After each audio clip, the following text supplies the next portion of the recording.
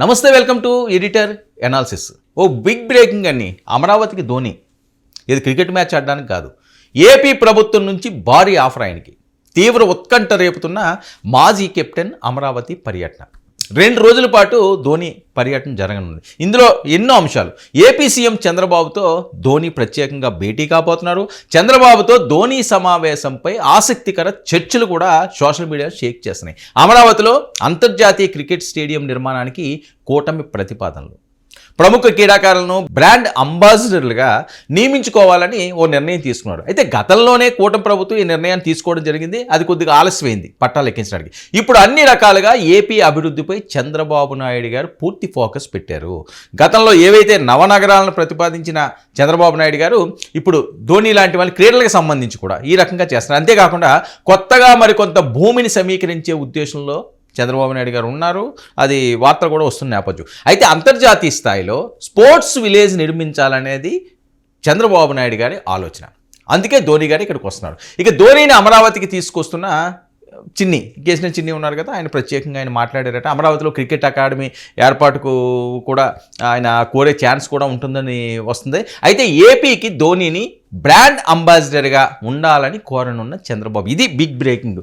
ఏపీకి బ్రాండ్ అంబాసిడర్గా ఉండాలని చెప్పి ధోనిని కోరబోతున్నాడు. ఇంకా ధోని వచ్చాడు, బ్రాండ్ అంబాసిడర్గా ఉంటున్నారు అంటే ఇంకెలా ఉంటుంది? క్రికెట్ అభిమానులందరికీ కూడా సంక్రాంతికి ఒక బంపర్ న్యూస్ అనుకోవాలి. ఇది కూటమిచ్చే ఆఫర్ కూడా సూపర్ ఆఫర్ కింద భావిస్తారేమో చూడాలి. ఇక ఉమ్మడి రాష్ట్రంలో బ్యాడ్మింటన్ క్రీడాకారులు పుల్లెల గోపీచంద్ను ప్రోత్సహించారు. గతంలోని అకాడమీ ప్రారంభించేలా ప్రోత్సహించారని అందరికీ తెలిసిన అంశమే. మరొక అంశం ఏంటంటే గతంలో పివి సింధును కూడా బ్రాండ్ అంబాసిడర్గా నియమించిన ఆంధ్రప్రదేశ్ ప్రభుత్వం. ఇది కూడా మర్చిపోలేదు. మరొక వైపు గ్లోబల్ క్రీడాకారులు బ్రాండ్ అంబాసిడర్ అయితే దీనివల్ల వచ్చే ఉపయోగాలు ఏంటి? రాష్ట్రానికి అంతర్జాతీయ స్థాయిలో కంపెనీలు ఆకర్షించే అవకాశం ఉంటుంది. ఇది ప్రధాన ఉద్దేశం. అంతేకాకుండా యువతకు స్ఫూర్తినివ్వడంతో పాటుగా పర్యాటక ప్రాంతాలు ప్రమోట్ చేసే వీలు ఉంటుంది. ఇది ప్రభుత్వ ఆలోచన. యువతకి ఇప్పుడు ధోని వచ్చాడు అనుకోండి, అక్కడ ఒక అకాడమీ స్టార్ట్ అవుతుంది, ఎలా ఉంటుంది? ఫుల్ జోషు. ధోని గారి దగ్గర అకాడమీలో జాయిన్ అవ్వాలంటే అది గొప్ప. ఎందుకంటే పుల్లెల గోపీచంద్ కూడా అలాగే అయింది. పుల్లెల గోపీచంద్ ఒక దగ్గర అకాడమీలో చేరి బ్యాడ్మింటన్ నేర్చుకున్న వాళ్ళు ఇంటర్నేషనల్ స్థాయిలో అగ్రస్థాయిలో ఉన్నవాళ్ళు లేరా? సో అదే క్రీడలను అభివృద్ధి అంటే అన్ని రకాలుగా అభివృద్ధి చేయాలి రాష్ట్రాన్ని. సరే, విశాఖపట్నంలో ఒక స్టేడియం ఉంది కాబట్టి రాజధాని హెడ్ క్వార్టర్లో స్టేడియం ఉంటే ఇంకా బాగుంటుందన్న ఆలోచన.